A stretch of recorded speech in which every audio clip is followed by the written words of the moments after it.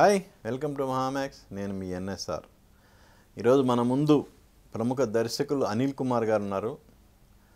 రీసెంట్గా ఆయన Indian book of రికార్డ్స్లో చోటు సంపాదించారు.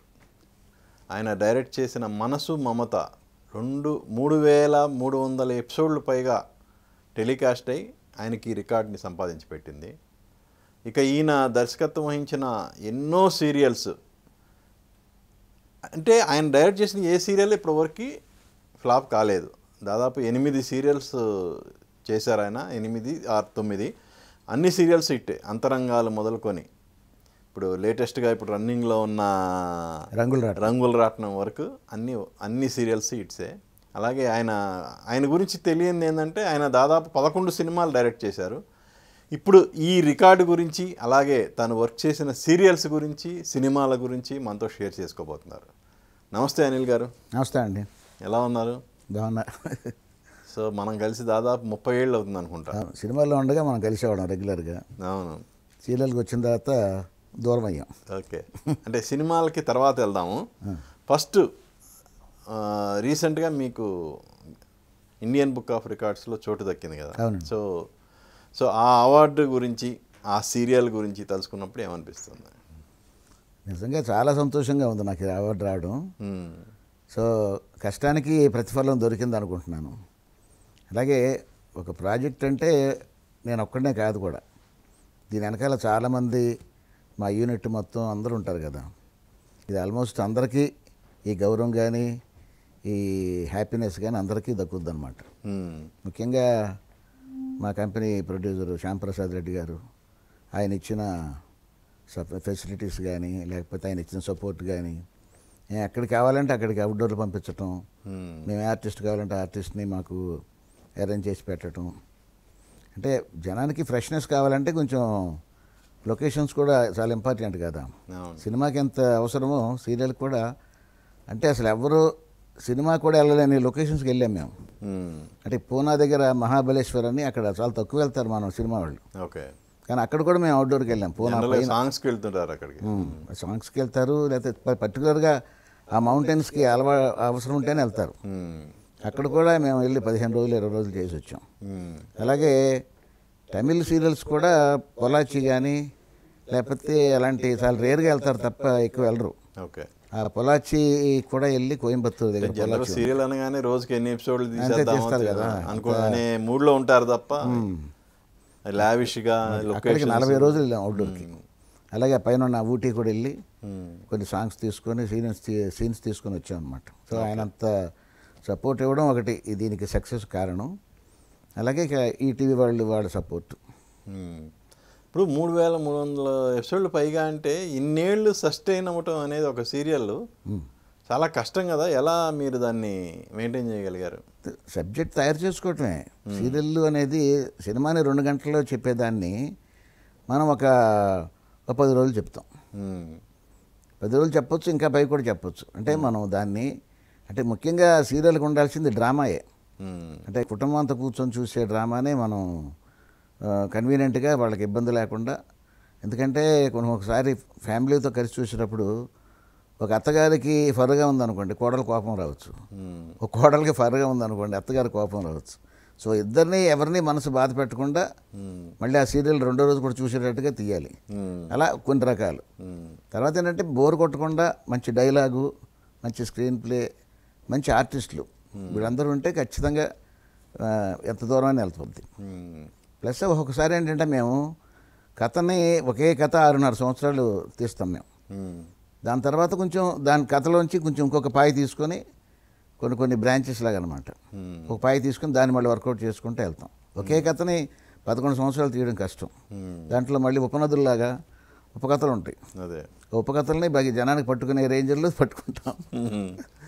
ఏంటి అసలు మీ మనసు మమతలో అంతగా ఆడియన్స్ని ఆకట్టుకున్న అంశం ఏంటి? ఇదండి, ఒక రక్త సంబంధాలు అనేది చాలా అవసరం.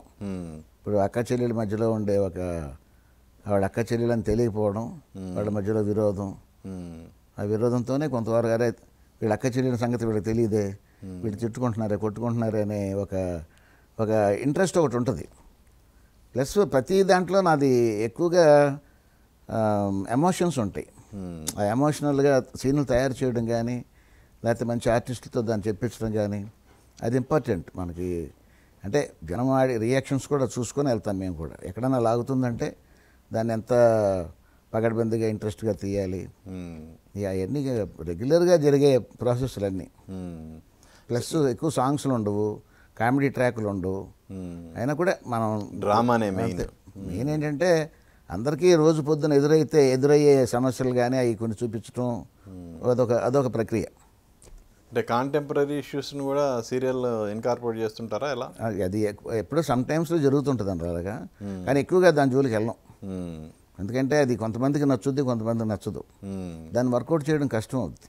ఓకే, అది లాంగ్ జర్నీలో రాదు. అది లాంగ్ జర్నీ కుటుంబ సంబంధాలు, కాన్ఫ్లిక్ట్స్, అది అంతవరకే. అది ఎప్పుడన్నా అనుకోకుండా బాగుంది అనుకుంటే ఒక క్యారెక్టర్ ద్వారా అటు చెప్పిస్తాం. అది ఎక్కువ లాంగ్ జర్నీ ఉండదు. ఎందుకంటే అది జనరల్గానే కొంతమందికి నచ్చుద్ది అనమాట, కొంతమందికి నచ్చకపోవచ్చు. కానీ ఈ మధ్యకాలంలో ఎక్కువగా అత్తా కోడళ్ళ మధ్య క్లాష్నే ఎక్కువ క్యాష్ చేసుకుంటూ సీరియల్స్ వస్తున్నాయి కదా.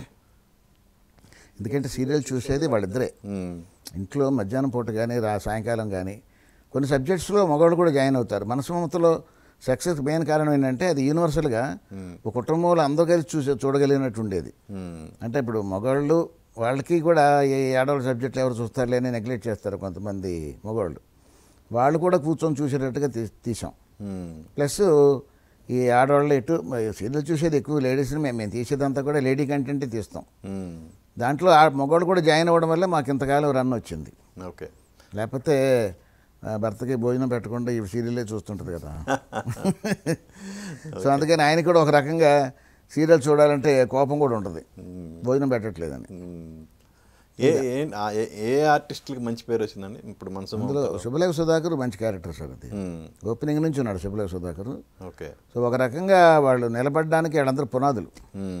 అలాగే హరితేజ, అనిల్ కుమార్, తర్వాత అదే కొంతమంది ఆర్టిస్టులు ఉన్నారు. తర్వాత జనరేషన్ మారే కొద్దీ ఈ బిగినింగ్లో వచ్చిన వాళ్ళకి కొంచెం తగ్గుతుంటుంది. ఓకే, నెక్స్ట్ జనరేషన్ వచ్చే వాళ్ళకి పెరుగుతుంటుంది ఆ క్యారెక్టర్స్ కానీ, లేకపోతే వాళ్ళ మీద ఉండే వాళ్ళ భుజ స్కంధాల మీద ఉండే డ్రామా కానీ అలా.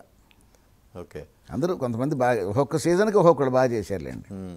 ఎలా మీరు ఒక సీరియల్ చేసే టైంలో ఇంకో సీరియల్ టచ్ చేయకుండా వెళ్తారా? ఎలా? చేయనండి, జనరల్గా చేయలేదు.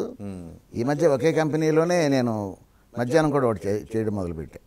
ఓకే, అది రిక్వైర్మెంట్ బట్టి. ఏ సీరియల్ అండి? అది లాస్ట్ ఇయర్ పెళ్లి పుస్తకం ఒకటి చేశాను. ఓకే, ఇప్పుడు వసంత కోకిల ఒకటి చేస్తాను. ఈ రెండు కూడా అదే వసంత కోకిల నాది ఇంతకుముందు నేను ఒక వేరే సబ్జెక్ట్ లాగా నేను తయారు చేసింది అనమాట. ఓకే, అందుకని అది నేనే చేయాల్సి వచ్చింది.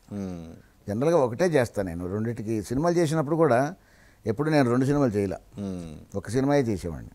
ఓకే, ఇది ఏం లేదు, మనం కాన్సన్ట్రేషన్ చేయలేకపోతామని భయం.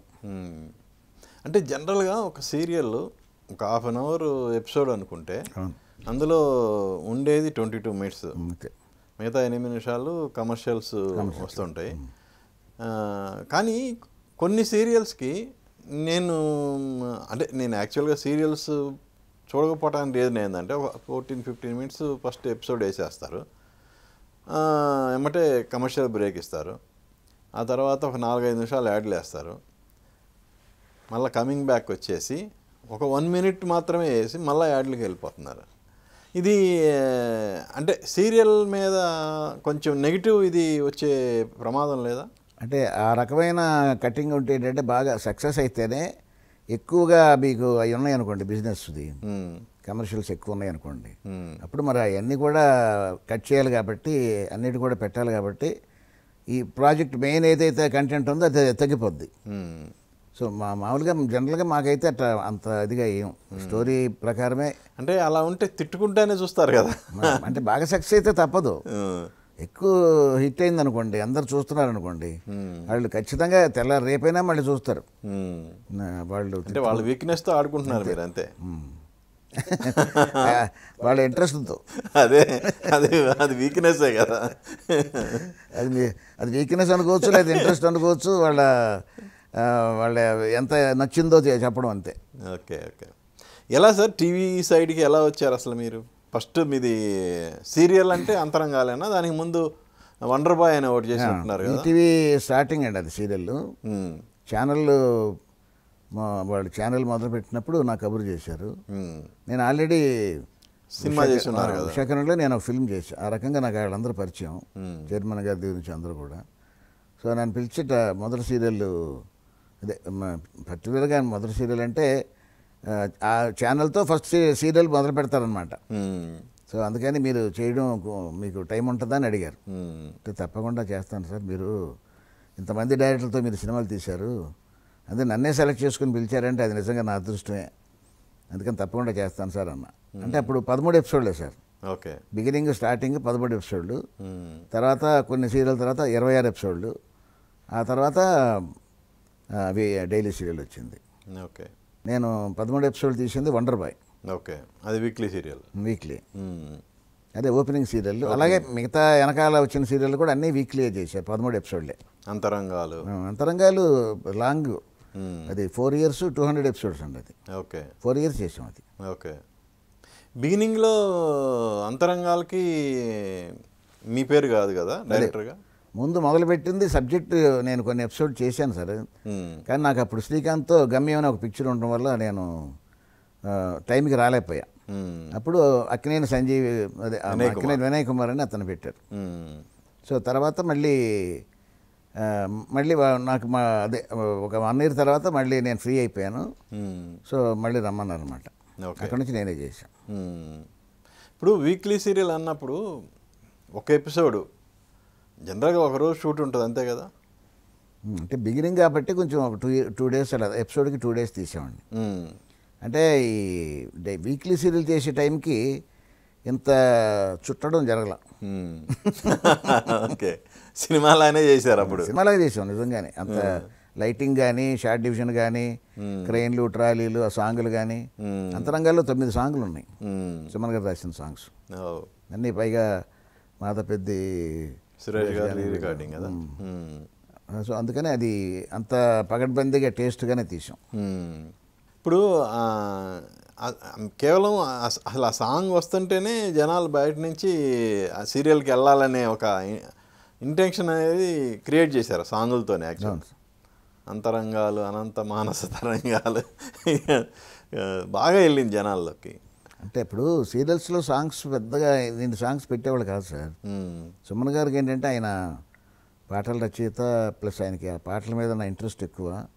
సిచ్యువేషన్స్ అన్నీ కూడా పాటల మీదే ఎక్కువగా వచ్చాయి అనమాట.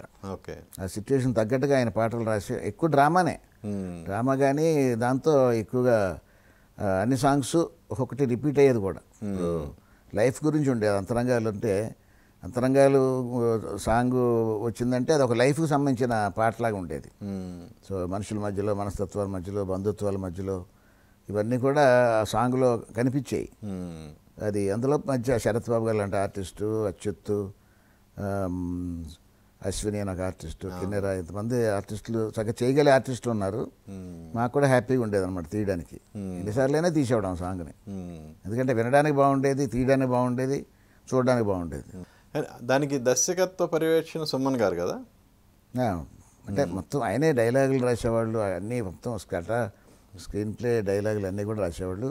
ఎక్కడెక్కడ ఎలా షాట్ పెట్టాలి అంటే ఎలా మూమెంట్ ఉండాలి కూడా ఆయన అంత క్లియర్గా రాసేవాడు అనమాట. ఆయన లెఫ్ట్ సైడ్ కూడా చాలా తీసేవాళ్ళు. మనం కొంచెం స్వతంత్రించి ఆయనకి చెప్పి చేస్తే ఒప్పుకునేవాళ్ళు ఆయన. మరి డైరెక్టర్కి ఫ్రీడమ్ ఎక్కడ ఉంటుందండి? ఒకవేళ ఆయన అన్ని విభాగాలు ఆయన చూసుకుంటూ దర్శకత్వ పర్యవేక్షణ కూడా చేస్తూ ఉంటే డైరెక్టర్కి ఫ్రీడమ్ ఎక్కడ ఉండేది? అదే అంటే వాళ్ళకి అండర్స్టాండింగ్ ఉన్న డైరెక్టర్స్నే పెట్టుకునేవాళ్ళు. ఆయన అర్థం చేసుకోవాలి ముందు ఇందులో ఏదో ఉంది, అందుకనే ఆయన కొంచెం ఎట్లా రాశారని చెప్పి. ఇప్పుడు ఒక కథకి గురించి కూర్చున్నప్పుడు కూడా, ఇప్పుడు పెద్ద పెద్ద కంపెనీలు, పాత కంపెనీలు ఉండేవి కొన్ని, మాయబజార్లు ఇలాంటి తీసినప్పుడు, ఈ వాహిని వాళ్ళు తీసినప్పుడు చక్రపాణి గారి దగ్గర నుంచి అందరూ కూర్చొని చెప్పేవాళ్ళు అంట కథలు. నేను డైరెక్టర్ నేనే చెప్పాలని కేవీ రెడ్డి గారు అనేవాళ్ళు కాదు కదా. అక్కడ అప్పుడు ఉన్నప్పుడు మాకు వినేవాళ్ళు మేము. చక్రపాణి గారు బాగా అన్నింటిలో ఇన్వాల్వ్ అయ్యి గెటప్పులు కానీ, డైలాగులు కానీ, మేనరిజమ్స్ కానీ ఇవన్నీ కూడా ఆయన పెట్టేవాళ్ళు అప్పుడు. సో అందుకని ఒక యూనిట్, అంటే ఒక యూనిట్. సినిమా అంటే ఒక డైరెక్టర్ ఉండొచ్చు, కానీ ఇప్పుడు ఎఫెక్ట్లు తీసేవాళ్ళు ఒకళ్ళు వస్తారు, ఫైట్లు తీసే ఒక డైరెక్టర్ వస్తాడు, సాంగ్లు తీసే ఒక డైరెక్టర్ వస్తారు, అన్నిటికీ డైరెక్టర్లో కదా అందరూ. అవును. మరి అందరూ ఎవరి మొట్టాలు తీస్తే డైరెక్టర్ పనే ఉంటుంది. అలాగే సీరియల్కి ఒక రోజు 2 రోజులు అయ్యేది కాదు. నేను సంవత్సరాలు 4 సంవత్సరాలు అంతరంగాలు తీసామంటే అందులో మరి ఎంతమంది కష్టం ఉంటుంది. సో సెట్ దగ్గర కూర్చోవటం, అందరితో ఆర్టిస్టులతో చేయించటం, ఆ క్రియేషన్ అంతా డైరెక్టర్ చేసుకుంటాడు. సో దాని బ్యాక్గ్రౌండ్ ఉన్న కావాల్సిన కథ కమామేషు, దానికి సంబంధించిన ప్రతి ఒక్కటి బాడీ లాంగ్వేజ్ దగ్గర నుంచి కూడా రాసుకోవచ్చు. ఓకే. చాలామంది స్క్రీన్ ప్లే డైరెక్టర్ రాయడు, వేరే సినిమాలకైనా కూడా వేరే స్క్రీన్ ప్లే రైటర్ రాస్తాడు. కానీ తీసేదంతా డైరెక్టర్ కదా మళ్ళీ ఇక్కడ. అలాగనమాట. అంటే జనరల్గా ఒక సీరియల్లో క్యారెక్టర్ మంచి హైలైట్ అయ్యి హిట్ అవ్వగానే మిగతా క్యారెక్టర్లు అంతకుముందు బాగా రేంజ్లో ఉన్న క్యారెక్టర్ని డౌన్ చేసేసి దాన్ని డౌన్ చేయటమో లేదంటే కిల్ చేయటమో చేసి ఇప్పుడు ఆ గుర్తింపు వచ్చిన క్యారెక్టర్ని హైలైట్ చేసుకుంటూ వెళ్తారు కదా సీరియల్. అదేంటంటే ఏ క్యారెక్టర్ అయితే ఇప్పుడు కమర్షియల్గా హిట్ అయిన హీరోతోనే సినిమాలు ఎందుకు తీస్తారు అందరూ? అదే అలాగే ఇది కూడా అంతే. ఆ క్యారెక్టర్ నచ్చింది అనుకోండి, ఆ క్యారెక్టర్ ప్రకారం ఎక్కువ సీన్స్ పెట్టడమో లేకపోతే ఎక్కువగా అతను కనపడుతుంటాడు, ఆడియన్స్ని లైక్ చేస్తాం అంతే. ఆడియన్స్ లైక్ చేసే వాళ్ళని ఎక్కువగా మనం చూపిస్తుంటాం. ఓకే.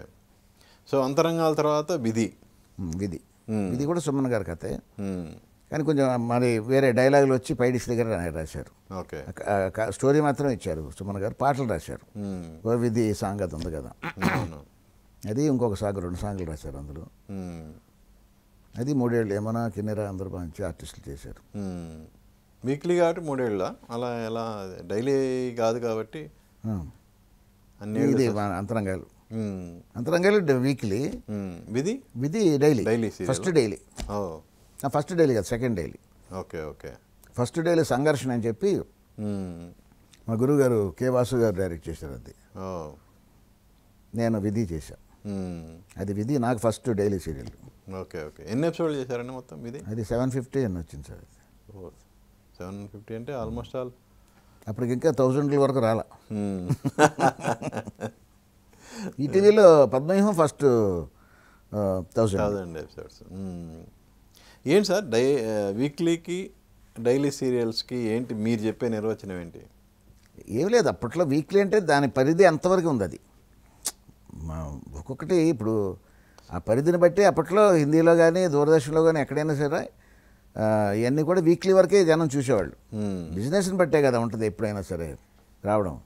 ఆ తర్వాత రోజుకి అరగంట అంటే జనానికి తీయడంలో కానీ లేకపోతే టెలికాస్ట్ చేయడంలో కూడా రోజు చూస్తారా జనం అనే ఒకటి ఉంటుంది ఆలోచన. ఓకే. వారానికి ఒకసారి అంటే ముందు నుంచి అది అలవాటు అయిపోయింది అంతే. ఆ తర్వాత ఇప్పుడు డైలీకి అలవాటు పడిపోయారు. శాంతి అని దూరదర్శన్లో ఫస్ట్ డైలీ సీరియల్ అనమాట. ఓకే. అది దూరదర్శన్లో శాంతి అనే సీరియల్ ఫస్ట్. దాని తర్వాత తెలుగులో ఋతురాగాలు ఫస్ట్. ఆ తర్వాత ఇక అందరూ మొదలుపెట్టాం. ఋతురాగాలు కూడా almost all more than 1000 episodes. అది మంచి హిట్ అది. సో విధి తర్వాత ఏంటి తూర్పు వెళ్ళారా ఇలా? విధి తర్వాత అదే పద్మవ్యూహం. ఓకే. పద్మవ్యూహం తర్వాత నేను శ్యాంప్రసాద్ రెడ్డి గారి కంపెనీకి వచ్చాను. ఓకే. ఈటీవీలో, అది కూడా ఈటీవీయే. అంతకుముందు ఈటీవీలో ఉండేవాడిని, తర్వాత శ్యాంప్రసాద్ రెడ్డి గారి కంపెనీలో వచ్చాను అనమాట. ఓకే. అందులో ఫస్ట్ తూర్పు వెళ్ళే రైలు, అదొక 750 వెళ్ళింది. దాని తర్వాత మనసు మమత. ఓకే. అది ఇంకా స్టిల్ మనసు మమత అయిపోయింది. అదే దానికి అవార్డు వచ్చింది. ఓకే. ఓకే. 3305 ఎపిసోడ్స్. ఏంటి మీరు సినిమాలకి టీవీ సీరియల్స్ మధ్య గమనించిన తేడా ఏంటి? అంటే సినిమా 2 గంటల్లో మన జాతకం తెలిసిపోద్ది. ఒకవేళ ఏదైనా మిస్టేక్ చేసామనుకోండి సబ్జెక్ట్లో కానీ ఏదన్నా మనం కవర్ చేసుకోలేం. ఇక ఆ 2 గంటలతోనే మనకు అన్నీ అర్థమైపోతాయి. ఓకే. ఇది భయం వెళ్తుందా వెళ్ళదా అనేది. సీరియల్కి వచ్చేటప్పటికి ఏంటంటే ఎక్కడైనా మనం పొరపాటు చేసామనుకోండి సబ్జెక్ట్లో, మళ్ళీ కొన్ని ఎపిసోడ్స్లో మనం కవర్ చేసుకుంటాం. మన తప్పు తెలుసుకొని మళ్ళీ మనం వెళ్ళే రూట్ రాంగ్ రా అని చెప్పి మళ్ళీ దాన్ని కవర్ చేసుకొని మళ్ళీ కన్విన్స్ అయిపోతారు ఆడియన్స్. మనం కనుక కరెక్ట్గా రూట్లో మనం చెప్పామనుకోండి. అలా మీకేమన్నా ఎక్స్పీరియన్సెస్ ఉన్నాయా? అంటే మనకు కొంచెం ముందే చూసుకుంటాం కాబట్టి చెప్పలేము. ఒకవేళ అట్లా వచ్చినాయేమో కానీ అంత పర్టికులర్గా గుర్తులేదు నాకు. జనరల్గానే 1-4 సార్లు ఆలోచిస్తాం. ఓకే. ఇది ఈ మ్యాటరు, ఈ పాయింట్ ఆడవాళ్ళకి దగ్గరికి వెళ్తుందా లేకపోతే ఆడియన్స్ దగ్గరికి వెళ్తుందా అని ఆలోచిస్తాం. సో కానీ వెంటనే కవర్ చేసుకోవచ్చు. మనకి తయారు చేసేటప్పుడే 4-5 కూర్చొని వర్క్ చేస్తాం కదా. సో అలాగా అంత ఇబ్బంది పట్టే క్యారెక్టర్స్ నాకేం రాలా. నేను కాంట్రవర్సీ సబ్జెక్టులు చేయలేదు, కాంట్రవర్సీ క్యారెక్టర్స్ కూడా పెట్టలేదు. టీవీకి వచ్చి దాదాపు ఎన్నేళ్ళు అవుతుందండి? 30 ఏళ్ళు అండి. 30 ఏళ్ళు అవుతుంది. 30 నెక్స్ట్ ఇయర్కి. ఈటీవీలో స్టార్టింగ్ రోజు వచ్చాను 95. రేపు 25కి 30 ఇయర్స్. 30 ఇయర్స్ చేసింది 8 సీరియళ్ళు. ఏంటి అలా లాక్కొచ్చాం. లాక్కొచ్చామంటే ఊరుకోరు కానీ అలా జనం నచ్చేవి తీసాం. లేకపోతే ఉంచరు. మరి మనం ఆడుకుంటే జనంతో కొంతవరకు భరిస్తారు కానీ ఎక్కువ భరించరు. ఓకే. ఇప్పుడు శ్యాంప్రసాద్ గారి బ్యానర్లో ఒక సీరియల్స్ అనే కాకుండా వేరే వేరే అంటే షోస్ కానీ నెంబర్ ఆఫ్ షోస్ ఆయన ఇంట్రడ్యూస్ చేశారు కదా. అవును, పెద్ద మంచిగా చేశారు. మరి మీరు ఓన్లీ సీరియల్స్కే ఎందుకు పరిమితం అయ్యారు? నాకు ఇది ఒకటే తెలుసు సార్, వేరే తెలియదు. కొంతమందికి కొన్ని వరకే వస్తుంది. అవి పైగా నాకు సంబంధం లేని అది అవన్నీ కూడా. నాకు ముందు నేను రావడానికి ముందే అవన్నీ వచ్చినాయి. డీ కానీ ఇవన్నీ కూడా నేను కంపెనీకి రావడానికి ముందు నుంచే ఉన్నాయి. ఓకే. నాకు సీరియల్ వరకే నాకు పని అప్పు చెప్పారు ఆయన. ఎలా అండి ఇప్పుడు సీరియల్ అంటే ఇప్పుడు ఎన్ని ఎపిసోడ్లు వెళ్తుందో మీకు తెలియదు. అంటే మీకు ఎపిసోడ్ కింతనా ఎలా ఫుల్ సీరియల్ కింతనా ఎలా మాట్లాడుకుంటారు జనరల్? రహస్యాలు చెప్పకూడదు. సినిమా అంటే మీకు సినిమాకి ఇంత సినిమా తీసుకున్న వాళ్ళు చెప్తారు. మీకు ఎవరన్నా ఎందుకు చెప్పరు? చెప్పరు. ఎందుకంటే చెప్పినా మాకు తెలుస్తాయి కదా. ఇప్పుడు సపోజ్ ఒక సినిమాకి డైరెక్టరు, ఆ సినిమాకి డైరెక్టర్కి ఎంత ఇచ్చారనే మాకు తెలుస్తుంటుంది. కానీ సీరియల్ దగ్గరికి వస్తే అర్థం కావట్లేదు. అది ఎపిసోడ్ వారికి ఇస్తారా ఎలా? ఎపిసోడ్ డైరెక్టర్కి కానీ వీళ్ళకి రైటర్లకి అందరూ కూడా ఎపిసోడ్ వైజ్ కానీ ఇస్తారు పేమెంట్. ఎక్కడైనా సరే ఈటీవీ కానీ ఎవరైనా అన్ని కంపెనీలు ఎపిసోడ్ వైజే. ఆర్టిస్టు మాత్రం డైలీ పేమెంట్. వాళ్ళకి ఎపిసోడ్ లెక్క ఉండదు. ఒక రోజులో ఒక్కొక్కసారి కొంతమందికి ఎన్ని ఎపిసోడ్ తీసుకుంటారు కదా, వాళ్ళకి ఎలా జనరల్గా ఒక రోజుకి ఎన్ని ఎపిసోడ్లు చేయొచ్చండి? అంటే సబ్జెక్ట్ని బట్టి ఉంటుంది అనుకోండి, అది వేరే. మనం అదే వర్కౌట్ బట్టి మీరు అన్నట్టు కొంచెం లాంగ్ డిస్టెన్స్ వెళ్ళి చేయాలనుకోండి, ప్లస్ కొంచెం లేట్గా స్టార్ట్ చేస్తాం. లేదా వెంటనే దగ్గరలో ఉండే లొకేషన్ అనుకోండి ఎర్లీగా స్టార్ట్ చేస్తాం. రెండు ఎపిసోడ్స్ వరకు జాగ్రత్త తీసుకోవచ్చు. కొంచెం లేట్ అవుద్ది కానీ కొంచెం జాగ్రత్తగా టైం తీసుకొని చేస్తే ఉండే ఆ క్వాలిటీ వేరేగా ఉంటుంది. పిండి గుత్తి రొట్టి అంతే. ఇప్పుడు మీకంటే మీరు చేసే సీరియల్స్ డెఫినెట్గా నచ్చుతాయి. కానీ నేనే ఇప్పుడున్న సిచ్యుయేషన్స్లో కానీ ఇప్పుడున్న పీరియడ్లో మీ సీరియల్స్ కాకుండా మీకు బాగా నచ్చిన సీరియల్స్ ఏవి?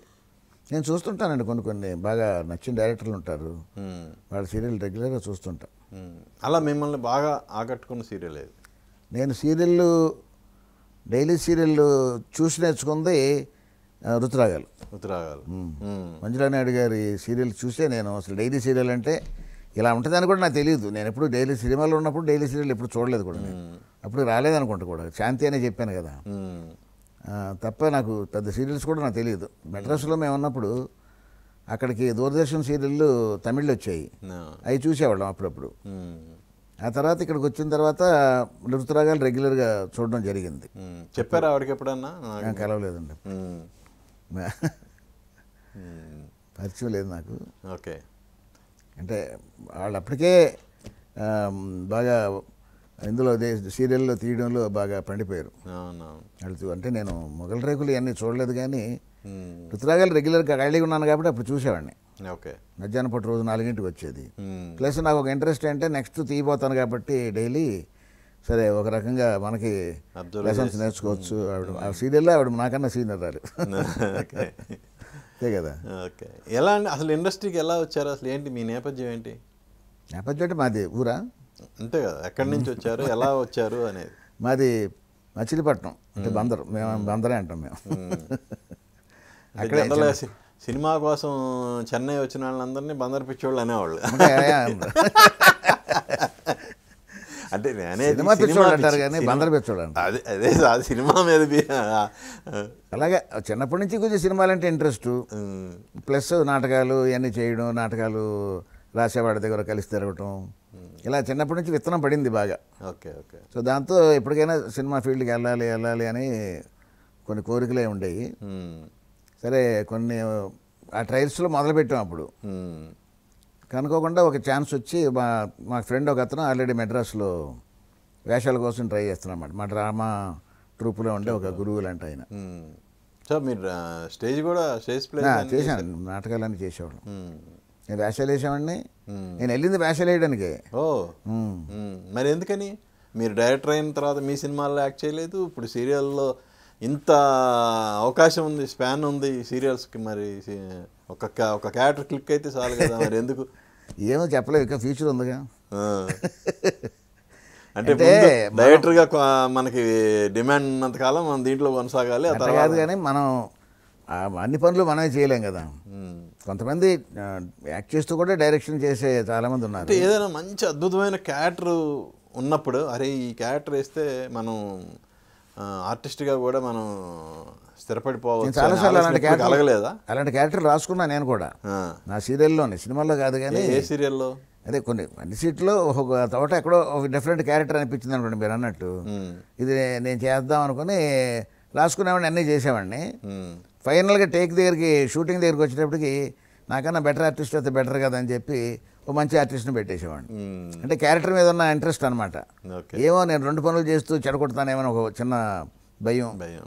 అందుకని నాకన్నా బెటర్ ఆర్టిస్టు ఇప్పుడు గెటప్ వేసుకొని అక్కడ అది చేస్తూ ఇది చేయడం అంటే కాన్సన్ట్రేషన్ మళ్ళీ డెఫినెట్గా ఎక్కడో చోట కూడద్ది.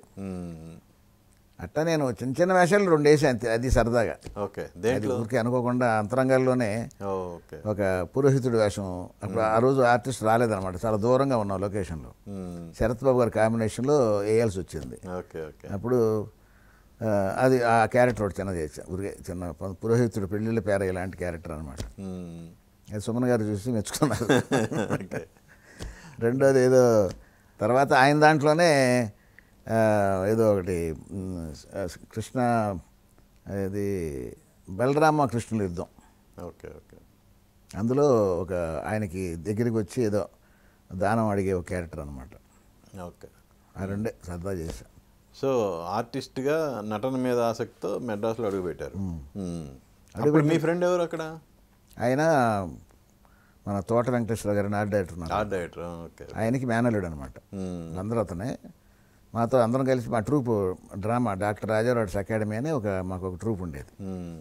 రాజారావు గారి పేరు మీద పెట్టిన సమాజం అది. సో అక్కడే మేము ఎక్కువ నాటకాలు వేసేవాళ్ళం. దానికి మాకు గురువులాగా ఆయన మాకు ఉండేవాడు అనమాట. ఆయన ఎల్ఎస్సీలో పనిచేసేవాడు. ఆయన మా ట్రూప్లో ఆయన డైరెక్టర్గా కొంచెం ఆర్గనైజింగ్ అనమాట. సో ఆయన కొంచెం సినిమా ప్రయత్నాల మీద ముందు వెళ్ళాడు. వెళ్ళి అదే రాఘవేంద్ర గారి సినిమా ఏదో దాంట్లో వేషం వేసాడు అందులో, బాబు అనే సినిమాలో. అప్పుడు నాకు ఉత్తరం రాశాడు, నువ్వు కూడా వచ్చి ట్రయల్స్ మొదలు పెట్టరా. కరెక్ట్గా ఆయన ఉత్తరం రాసే టైంకి నేను ఇక్కడ విజయవాడ దగ్గర ధర్మల్ స్టేషన్ ఒకటి ఉంది కదా, ఇబ్రహీంపట్నం దగ్గర, అక్కడ నేను జాబ్ చేస్తున్నా. ఏదో జాబ్ అప్పుడే జాబ్ వచ్చింది నాకు. ఆ జాబ్ చేస్తున్నప్పుడు ఉత్తరం వచ్చిందనమాట. ఇంకా నాకు కళ్ళ మీదకి ఉద్యోగం కనిపిస్తలే. వెంటనే మా ఫాదర్ని అడిగాను. మా ఫాదరు డిస్ట్రిక్ట్ కోర్టులో వర్క్ చేసేవాళ్ళు. ఆయన డిస్ట్రిక్ట్ కోర్టులో వర్క్ చేసేవాళ్ళు. నేను ఆయన కూడా కొంచెం ఎంకరేజ్ చేసేవాడు నన్ను. మరి వద్దురా అని ఆ టైం అనేవాడు కాదు. కానీ అది కాదురా, మంచి గవర్నమెంట్ ఉద్యోగం ఉంది, ఈ టైంలో వెళ్తానంటావు ఏంటి అన్నాడు ఆయన. చాలా అర్జెంట్గా వెళ్ళిపోవాలి, లేకపోతే అక్కడ సినిమా పరిశ్రమ బెంగెట్టుకునేటట్టుంది. అయితే ఆయన ఏం చేశారంటే ఒక కానిస్టేబుల్ని ఇచ్చి నాకు ఎంటిచ్చి పంపించాడు. ఆయన ఒక కానిస్టేబుల్, ఆయన మెడ్రాస్కి ఏదో కేసు పని మీద వెళ్తున్నాడు. అంటే కేర్ఫుల్గా తీసుకెళ్ళి మా ఫ్రెండ్కి అప్పచెప్పి మళ్ళీ తిరిగి వెళ్ళాడనమాట అతని డ్యూటీ. సో ఇద్దరు నన్ను తీసుకొని వెళ్ళి మా ఫ్రెండ్కి అప్పచెప్పి ఆయన వెళ్ళాడు. సో ఊరికే చిన్న చిన్న ప్రయత్నాలు చేశాం. కానీ నాకు అనిపించింది ఎందుకో నాకు నా పర్సనాలిటీ కొంచెం వీక్ ఇక్కడ సినిమాలు. ఇప్పుడు అప్పట్లో ఏంటంటే పెద్ద హీరో పక్కన కూడా కాలేజ్ స్టూడెంట్లు ఉన్నారనుకోండి, వాళ్ళు కూడా పెద్ద పెద్ద వాళ్ళు ఉండేవాళ్ళు. కుర్రోళ్ళతో సినిమాలు ఉండేవి కాదు అసలు. అప్పుడు నేను చెప్పేది 74లో, 74 బిగినింగ్, ఏప్రిల్ నుంచి. సరే నాకు ఎందుకో దానికన్నా కూడా డైరెక్షన్ డిపార్ట్మెంట్లో చేరితే బాగుంటుంది అనిపించింది. ఒక ఫ్రెండ్ అక్కడ కలిసిన తర్వాత ఒక ఫ్రెండ్ నాకు ఇచ్చిన సలహా ఏంటంటే, వేషాల్లో అంత ఎందుకయ్యా, నువ్వు అటు సైడ్ ఇంట్రెస్ట్ ఉంటే వెళ్ళు అని చెప్తే అనుకోకుండా అసిస్టెంట్ డైరెక్టర్ ఉద్యోగం ఒకటి వచ్చింది రుచికాత్మ గారి దగ్గర. కే రుచికాత్మ గారి దగ్గర మా కే వాసు గారి ఫాదరు వాడు తీస్తున్న ఆడపిల్లల తండ్రి అనే సినిమాకి నన్ను ఆల్మోస్ట్ అప్రెంటిస్, ఫస్ట్ టైం కాబట్టి అప్రెంటిస్ వర్క్ నేర్చుకోవడానికి వచ్చాను కదా, ఆ సినిమాకి చేరాను అనమాట. అదే నా ఫస్ట్ ఫిల్ము 74లో. గురువు గారు ఫస్ట్ రుచికాత్మ గారి దగ్గర, కే వాసు గారి దగ్గర, ఆ తర్వాత వాళ్ళ బాబాయ్ హేమమధురావు గారి దగ్గర మన ఊరికి అతనే సినిమా, దానికి అసిస్టెంట్ డైరెక్టర్. అక్కడ నుంచి కంటిన్యూగా ఒక 7-15 సినిమాలు పనిచేశాను. ఆ తర్వాత స్లోగా సినిమా కష్టాలని ఎప్పుడు పడకుండా పెద్దవాళ్ళు ఎవరు అంటే వెళ్ళగానే ఎదురొచ్చి సెంట్రల్ స్టేషన్కి వచ్చి ఎవరు ఎదురు అది ఎవరు, కానీ ఆ కష్టాల్లో ఎంతో ఆనందం ఉంటుంది సార్ అది. ఇప్పుడు ఎందుకంటే మాతో పాటు కలిసిపోయిన అందరూ కూడా ఆల్మోస్ట్ ఒక స్టేజ్కి వచ్చారు, డైరెక్టర్లు అయ్యారు, ప్రొడ్యూసర్లు అయ్యే వాళ్ళు ఉన్నారు, మా రూమ్మేట్స్ కానీ అట్లా అందరం కూడా బాగా కష్టపడడం వల్ల అది. చలసాని రామారావు అని ఆయన డైరెక్టర్ చేశాడు. తర్వాత ఇంకొక అతను మన సత్యనారాయణ రెడ్డి అని అతను కూడా మిస్ అమ్మని ప్రొడ్యూసర్ చేశాడు. మిస్ అమ్మని అది అమ్మాయితో నీలకంఠతో. తర్వాత మాయాబజార్ తను చనిపోయాడు ఈ మధ్య. సో రామారావు ఇంకా వర్కింగ్ మేము ఇద్దరం అప్పటి నుంచి మేము ముగ్గురు కలిసి ఉండేవాళ్ళం. తర్వాత ఇక అక్కడ నుంచి కంటిన్యూ కో డైరెక్టర్గా నేను కోదండరామరెడ్డి గారి దగ్గర చేశాను. ఇంకేముంది మరి, ఇంకా తిరగలేదు. అది కరెక్ట్గా చిరంజీవి గారు, రాధిక్ గారి సినిమాలు ఎక్కువ చేశాను నేను. సో సత్యానంద్ గారు మధ్యలో ఏంటంటే సత్యానంద్ గారు అని రైటర్ ఉన్నారు కదా, ఆయన దగ్గర అసిస్టెంట్గా ఒక పక్క డైరెక్షన్ డిపార్ట్మెంట్లో పనిచేస్తూ ఇటు సత్యానంద్ గారి దగ్గర అసిస్టెంట్గా పనిచేయడం. అప్పుడే అంతే. నాకు మొదటి నుంచి ఆ ఇంట్రెస్ట్ ఉంది, ప్లస్ రైటింగ్ ఒకటి బాగుండేది నాకు చక్కగా. నా రైటింగ్ ఫ్యాన్స్ కూడా ఉన్నారు ప్రొడ్యూసర్లో. అవునా? ఎవరెవరు? ఇది మన ఊరు కథ నేను రాశాను హ్యాండ్ రైటింగ్తో. రామచంద్ర గారిని ప్రొడ్యూసర్ అనమాట ఒక ఆయన, పార్ట్నర్ ఒక ఆయన. సో ఆయన నాకు ఒకసారి మధ్యలో కనిపించి, నువ్వు రాసిన స్క్రిప్ట్ నా దగ్గర ఇంకా ఉందమ్మా అని అడిగాడు ఆయన. అంటే అసిస్టెంట్ డైరెక్టర్కి అప్పుడు అదొక క్వాలిఫికేషన్, రైటింగ్ బాగుండాలనేది. ఎందుకంటే అది ఫస్ట్ టెస్ట్ అదే పెడతారు. నేను ఒకసారి రాఘవేంద్రరావు దగ్గరికి వెళ్ళాను, సో పోస్ట్కి అది వెళ్తే అదే అప్పటికింకా నేను ఇంకా చేయడానికి ముందే, ఫస్ట్ పిక్చర్ చేయడానికి ముందే ఆయన ఫస్ట్ సినిమా, నీ రైటింగ్ బాగుంటుందా అమ్మా అన్నారు. అంటే బాగుంటుంది సార్ అన్న. బాబు సినిమా ఒక పాట ఇచ్చి ఫెయిర్ చేయమ్మని చెప్పి ఇచ్చారు. రైటర్ రాసిన ఆత్రేయ గారు ఎవరు రాసిన పాట అనుకుంటా. ఒక ప్యాడ్ను వైట్ పేపర్ ఇచ్చారు, రాస్తే బాగుందమ్మా. ఇప్పుడు ఈ సినిమాకి ఆల్రెడీ సగం అయిపోయింది అనమాట అప్పటికే. సో వీళ్ళందరూ ఉన్నారు, మన తర్వాత నెక్స్ట్ కలుద్దాం అన్నారు. మళ్ళీ ఆయన దగ్గర వచ్చే ఛాన్స్ కూడా రాలే నాకు. కలిసి మా ఊరికి పరిచయం ఉంది, బాగా కలుస్తుంటాం అప్పుడప్పుడు. కోదండరామరెడ్డి గారి దగ్గర కంటిన్యూగా న్యాయం కావాలికి సత్యానంద్ గారి దగ్గర పనిచేశాను. కిరాయి రౌడీలని దానికి కో డైరెక్టర్గా పనిచేశాను క్రాంతి గారి కంపెనీలో. క్రాంతి గారు కూడా బాగా అభిమానించేవాడు ఆయన. అక్కడ అలాగే తర్వాత దాని తర్వాత వెంకన్న బాబు గారు అని ఎస్పి వెంకన్న బాబు గారు, దానికి కూడా సేమ్ టీమే, కోదండరామరెడ్డి గారు, చిరంజీవి గారు, రాధిక్ గారు. వాడితో ప్రేమ పిచ్చోడు అని ఒక పిక్చర్ చేస్తాను. అది చేసేటప్పుడు వెంకన్నబాబు గారు అని లేదన్న సబ్జెక్టు రెడీ చేసుకో, నెక్స్ట్ నువ్వు డైరెక్ట్ చేద్దావు అని చెప్పారు. అప్పుడు నేను ఊహాసుందరి అనే సబ్జెక్టు తయారు చేసుకున్నా. తయారు చేసి ఆయన 84లో షూటింగ్ వైజాగ్లో మొదలైంది, నరేష్ నళినితో. అదే నా ఫస్ట్ ఫిల్మ్. ఎలా ఫస్ట్ సబ్జెక్ట్ ఫస్ట్ నేరేషన్లోనే ఒక అయిందా? ఎలా చెప్పానండి, అందరు విన్నారు, చాలామంది విన్నారు. సత్యానంద్ గారు విన్నారు, మ్యూజిక్ డైరెక్టర్ చక్రవర్తి గారు విన్నారు, వెంకన్నబాబు గారు అందరూ విన్నారు. వినే ఓకే చేశారు. అది టిపికల్ పాయింట్ అనమాట. అది టిపికల్ పాయింట్. అప్పట్లో కొంచెం చాలా అడ్వాన్స్గా తీసానేమో అనిపించింది నాకు. అంటే ఏంటంటే అబ్బాయి అమ్మాయి కనిపించరు, ఇద్దరు ప్రేమించుకుంటుంటారు. నా తర్వాత 10 సంవత్సరాల తర్వాత ఆ టైప్ కాన్సెప్ట్తో ప్రేమలాగా వచ్చింది. ఇద్దరు ఎదురుపడినప్పుడు శత్రువులాగా ఒక పోట్లాడుకుంటుంటారు, వెనకాలేమో ఇద్దరు ప్రేమించుకుంటుంటారు తెలియకుండా, వాళ్ళ గురించి తప్పిస్తుంటారు, కానీ ఎదురుపడినప్పుడు శత్రువులాగా ఉంటారు. ఆ కాన్సెప్ట్ అప్పుడు ఇప్పటికీ అలాంటి దాంతో సీరియల్స్ వస్తున్నాయి, సినిమాలు వస్తున్నాయి. ఓకే. అంటే హైడ్ అండ్ సీక్ డ్రామా అంటారు కదా, అవును. అలాగనమాట. సో ఫస్ట్ సినిమా సక్సెస్ అయింది. మంచి పేరు వచ్చింది సార్, మంచి క్రిటిక్స్ వచ్చినాయి. నెక్స్ట్ అనురాగ్ బంధం, నందిగం రామలింగేశ్వర గారు ప్రొడ్యూసరు. ఓకే. అది చాలా మంచి కథ, ఫ్యామిలీ డ్రామా జయసుధ గారితో. నాకు ఫస్ట్ సినిమా రాడు, నేను అప్రెంటిస్గా చేసిన సినిమా ఆడపిల్ల తండ్రిలో జయసుధ గారు హీరోయిన్. అంటే భారతి గారు ఉన్నారు, సెకండ్ హీరోయిన్ జయసుధ గారు అనమాట. ఓకే. తర్వాత అదే ఇందులో అప్పటికే ఆవిడ చాలా పెద్ద హీరోయిన్ అయింది. శరత్ బాబు గారు, జయసుధ గారు, సరిత గారు, ముగ్గురు చాలా మంచి ఆర్టిస్టులతో అద్భుతమైన ట్రయాంగిల్ లవ్ సబ్జెక్ట్ చేశాను. మీరు అందరం తయారు చేసుకున్న సబ్జెక్టే. ఓకే. పోసల్ గారు రైటర్ దానికి. తర్వాత అదే కంపెనీలో 4 ఫిల్ములు చేశాను నేను. రెండోది వచ్చి అనాదిగాడది, భానుప్రియ. అది బ్యాన్ ది డౌరీ అని చెప్పి ఒక స్లోగన్ పెట్టి, అప్పట్లో ఈ కట్నాలు చావులు మీద ఎక్కువ జరుగుతూ ఉండేవి. కాల్చి పెట్రోల్ పోసి తగలబెట్టేయటం, ఇలాంటి ఇన్సిడెంట్స్ ఎక్కువ పేపర్లో కనిపించాయి. సో మాకు అట్లా దాని మీద ఏదైనా పిక్చర్ చేస్తే బాగుంటుంది అనిపించింది. అది కూడా చాలా పెద్ద సక్సెస్ కూడా. ఇది గుంటూరులో ఒక చోటకి వెళ్తే మాకు అక్కడ థియేటర్లో చివరిలో భానుప్రియ అందులో మెయిన్ క్యారెక్టర్. భానుప్రియతో దుర్గా గెటప్ వేసి హరిగిరి నందిని సాంగ్ ఒకటి తీసాను అనమాట. అమ్మాయి త్రిశూలం పట్టుకొని దుర్గాదేవి గెటప్ వేసి, అది లాస్ట్ ఆల్మోస్ట్ క్లైమాక్స్ ముందు వస్తుంది. అది గుంటూరులో వెళ్తే పూనకాయలు వచ్చినాయి కొంతమందికి.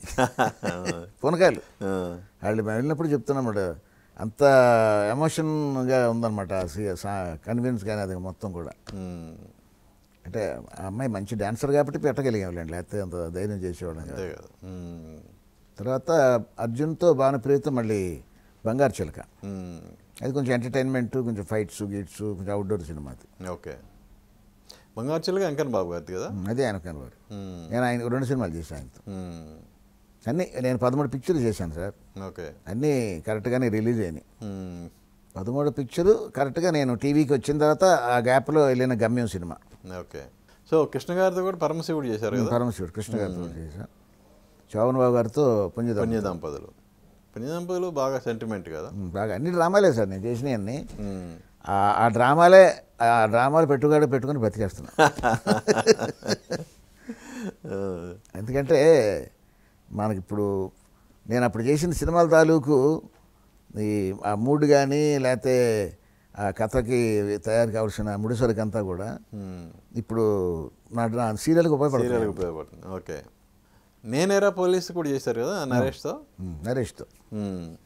అవును. అందులో ఏంటి తమ్మారెడ్డి భారద్వాజ్ గారిని విలన్గా ఇంట్రడ్యూస్ చేశారు ఏంటి అంటే, యాక్చువల్గా అది అప్పట్లో దానికి కావాల్సిన ఐడియా ఎందుకు వచ్చిందంటే, అంకుశం సినిమాలో రామిరెడ్డి గారు కొత్త విలన్. అవును. అంటే ఫ్రెష్ విలన్. సో దానికి ముందు కూడా అదే సీజన్లోనే శివలో కూడా మన ఎవరు తను కూడా కొంచెం ఫ్రెష్ అప్పటికి. భరణి గారితో నెగిటివ్ భరణి గారు ఇంకొక villain Raghuvaran fresh villain. So వీళ్ళందరికీ చూసి ఏం అనుకున్నానంటే, కొంచెం ఫ్రెష్ విలన్ లాగా ఇమేజ్ లేకుండా ఎప్పుడు చూసినా పాత రెగ్యులర్ విలన్లు కాకుండా కొంచెం న్యాచురల్గా ఉండేటట్టు చూద్దాం అనుకుని చెప్పి నేను చాలామంది సినిమా వాళ్ళని అడిగా. ఎవరెవరిని అడిగారు అప్పట్లో?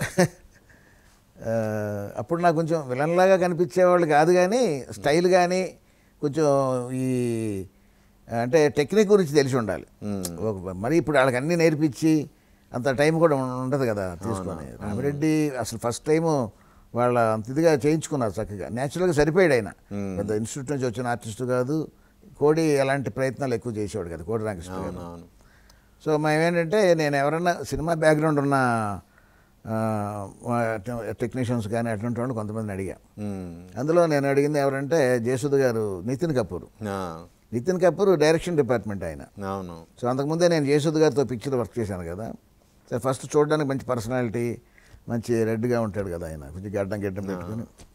అందుకని వెళ్ళి ఆవిడని అడిగితే వద్దులేని ఇలా అలా 2-3 తెలిసిన వాళ్ళు అడిగాను. తర్వాత నాకెందుకో అనిపించింది అనమాట, సరే ఈయన డైరెక్టర్ కదా అని చెప్పి వాళ్ళ అన్నాను అడిగా. ఆయనకి సరదాగా ఇంట్రెస్ట్ ఉంది, అంతకుముందు చేయలే ఎప్పుడు, చేశాడు వచ్చి పాపం. అంటే జనరల్గా డైరెక్టర్స్ సీన్ చెప్పేటప్పుడు యాక్ట్ చేసి చేస్తుంటారు, కానీ కెమెరా పెట్టగానే దాన్ని ఏమంటారు న్యాచురల్ ఇది రాదు బయటికి. ఎందుకని? ఎవరిది? జనరల్గా ఆర్టిస్ట్గా. ఆర్టిస్ట్గా ఇప్పుడు మామూలుగా డైరెక్షన్ చేసేటప్పుడు ఆర్టిస్ట్ దగ్గరికి వెళ్ళిపోయి ఇలా చేయాలి అలా చేయాలని చెప్తారు. తనే ఆర్టిస్ట్గా మారి కెమెరా తన మీద పెట్టగానే ఫంక్ ఫీల్ అవుతుంటారు. ఎందుకు? ఏం మరి నాకు అలాంటి పరిస్థితుల్లో నేను ఎప్పుడు చూడలేదు. ఏం భరద్వాజ్ గారు మీకు 100% న్యాయం చేశారా మరి పోలీసులు? అంటే తనకి ఫస్ట్ టైమే కాబట్టి, పైగా ఏంటంటే ఆ విలన్ క్యారెక్టర్ కూడా చాలా క్రూడ్గా ఉంటాడు. తనకి యాక్చువల్గా అప్పటికప్పుడు నేర్చుకొని చేసిందే, ఏదో చేసే పర్వాలేదు, నాకు కొంచెం సబ్జెక్ట్ ప్రకారం చేశాడు. కానీ కొంచెం first half extraordinary subject sir, అది కామెడీ. నాకు సెకండ్ హాఫే కొంచెం ఇదైంది. నేను యాక్చువల్గా రామిరెడ్డితో చేద్దాం అనుకున్నది. ఓకే, అంటే అంకుశం తర్వాత కొంచెం గ్యాప్ వచ్చిన తర్వాత చేద్దాం అనుకున్నాను. కరెక్ట్గా అతనికి ఏమైందంటే అంకుశం పెద్ద హిట్ అయ్యేటప్పటికి వెంటనే క్షణక్షణంలో ఇరుక్కుపోయాడు ఆయన. అప్పుడు పెద్ద సినిమా రామ్ గోపాల్ వర్మ గారి సినిమా కాబట్టి ముందు ఇంపార్టెన్స్ తనకి ఇచ్చాడనమాట. సో ఇక నేను తప్పల వెంటనే కొత్త ఆర్టిస్ట్తో చూసుకుందామని చెప్పి, అప్పుడు కూడా రామిరెడ్డి గారి లాగా ఇంకెవరినైనా ఫ్రెష్ ఆర్టిస్ట్ని ఇంట్రొడ్యూస్ చేద్దామని అని చెప్పి ఇక ఐడియాకి వచ్చేసి ఇక మొదలుపెట్టాం వేట. ఇప్పుడు సోమన్ బాబు, కృష్ణ అలాంటి ఒక ఆ రోజుల్లో టాప్ స్టార్సే కదా వాళ్ళు, వాళ్ళతో సినిమాలు చేసి ఎందుకు మీరు సక్సెస్ కొట్టలేకపోయారు? సక్సెస్ అంటే ఇక అది మనకి అన్నీ కలిసి రావాలి సార్. ఒకసారి ఏమంటానంటే తీసుకున్న సబ్జెక్ట్ మంచిదే. పుణ్య దంపతులు ఉందనుకోండి శోభన్ బాబు గారిది, ఆయన బాగా చేయగల ఆర్టిస్టు, సుహాసిని కూడా మంచి చేయగల ఆర్టిస్టు. కానీ ఆ రిలీజ్ అయిన సీజన్ కానీ ఆ టైంలో దానికి ముందు వచ్చిన అలాంటి దగ్గర సబ్జెక్టులు అయ్యో వచ్చుంటాయి. ఇప్పుడు మేము క్యాన్సర్ మీద తీసాం, అది పుణ్య దంపతులు. ఓకే. సో దానికి ముందు నాగేశ్వరరావు గారిది ఆయన కూడా ప్రేమాభిషేకం కానీ ఇలాంటివి కొన్ని వచ్చినాయి. సో అలాంటి దానివల్ల కూడా ఇది కొంచెం వాళ్ళకి మొనాటనీగా ఫీల్ అయి ఉంటారు, ఇలాంటి సబ్జెక్టే అని చెప్పి. సో సడన్గా డ్రామా గురించి మేము తంటాలు పడి తీసింది కూడా. కానీ అది జనానికి దగ్గరికి వెళ్ళేటప్పటికీ అది కొంచెం ఇది పాతలాగా అనిపించి ఉండొచ్చు. ఎంత కొంచెం హెవీగా సీరియస్గా ఉంటుంది కదా ఎంతైనా వాళ్ళకి. అప్పట్లో అది పైగా సమ్మర్లో కరెక్ట్గా పెళ్ళిళ్ళ సీజన్లో రిలీజ్ అయింది. సినిమాకి ఒక్కొక్కసారి చాలా కలిసి వస్తాయి సార్. ఆ ముందున్న సినిమాలు లేకపోవడం, తర్వాత అలాంటి టైప్ ఆఫ్ సబ్జెక్ట్ అంతకుముందు రాకపోవడం, ఎక్కడో చిన్న మ్యాటర్ కూడా. పరమశివుడు అయితే పొంగల్ టైంలో రిలీజ్ అయినట్టుంది. అది పర్వాలేదు, పొంగల్ సీజన్లో కృష్ణ గారికి బాగానే ఉంటుంది. అది బాగానే అన్నట్టుంది, పర్వాలేదు. నేను సినిమాలు బ్రహ్మాండంగా ఉండుంటే టీవీకి వచ్చేవాడు కాదు. అది నిజమేలేండి. ఓకే. ఉషాకిరణ్లో కూడా అంటే లేవని రావడం కాదు, కానీ నన్ను పిలిచిన సంస్థ అలాంటిది. ఈటీవీ ఫస్ట్ టైం పెట్టి చాలామందిని వదిలేసి నన్ను పిలిచారంటే మరి రెస్పెక్ట్ నాకు ఎంత గొప్పని ఫీల్ అవ్వాలి నేను. మరోవర్ ఆల్రెడీ ఆ బ్యానర్లో మీ సినిమా చేశారు. సినిమా చేశాను, ప్లస్ నాకు రామోజీరావు గారు అంటే చాలా అభిమానం. ప్లస్ ఆ బ్యానర్లో డెఫినెట్గా ఆ బ్యానర్లో చేసిన సినిమా జగన్నాథం అండ్ సన్స్ కదా. అవునండి. అది ఓకేనా? సక్సెస్ బాగానే ఆడింది. సో వాళ్ళది పర్సనల్గా తీసేది వాళ్ళకి వాళ్ళ బడ్జెట్లో కానీ లేకపోతే వాళ్ళ థియేటర్స్ కదా అన్నీ కూడా, వాళ్ళ డిస్ట్రిబ్యూషను.